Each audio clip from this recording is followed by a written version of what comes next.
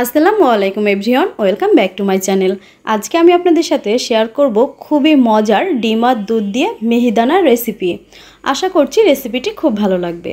তো চলুন তাহলে শুরু করা যাক। প্রথমে আমি একটা মিক্সিং বোলে 2টি ডিম ভেঙে নিচ্ছি। এবারে দিয়ে দিচ্ছি স্বাদ মতো চিনি। এখন ডিম আর চিনিটা খুব ভালোভাবে মিক্সড করে নিব।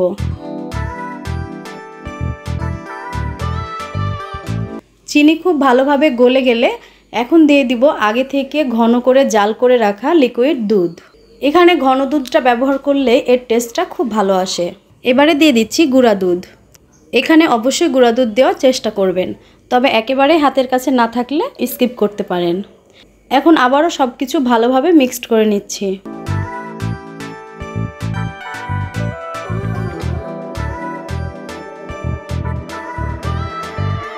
তো এই তো মিক্সড করা হয়ে গেছে। এখন আমি এটা একটা সাইডে রেখে দিচ্ছি।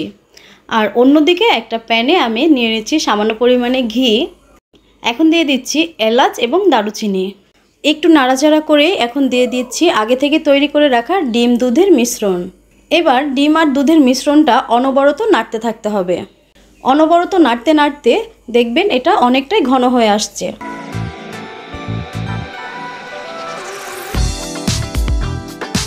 দেখুন এখানে কিন্তু অনেকটাই ঘন হয়ে গেছে। এখন আমি এর মধ্যে দিয়ে দিচ্ছি কিছু বাদাম কুচি এবং কিশমিশ, আর দিয়ে দিচ্ছি সামান্য ফুড কালার। এখানে আমি সামান্য জর্দার রং ব্যবহার করেছি। আপনাদের হাতের কাছে ফুড কালার থাকলে দিবেন, আর না থাকলেও কোনো সমস্যা নেই। আমি শুধুমাত্র একটু সুন্দর কালার আসার জন্য এই ফুড কালারটা দিয়েছি। এবার আবারও খুব ভালোভাবে নাড়তে থাকতে হবে। নাড়তে নাড়তে এটা অনেকটাই শুকনো ঝরঝরে হয়ে যাবে। আর দেখুন এই পর্যায়ে কিন্তু এখান থেকে অনেকটাই পানি বের হচ্ছে। এগুলো আস্তে আস্তে শুকিয়ে যাবে। দেখুন এখান থেকে পুরোপুরি পানিটা শুকিয়ে গেছে আর এখন ঝরঝরে হয়ে গেছে।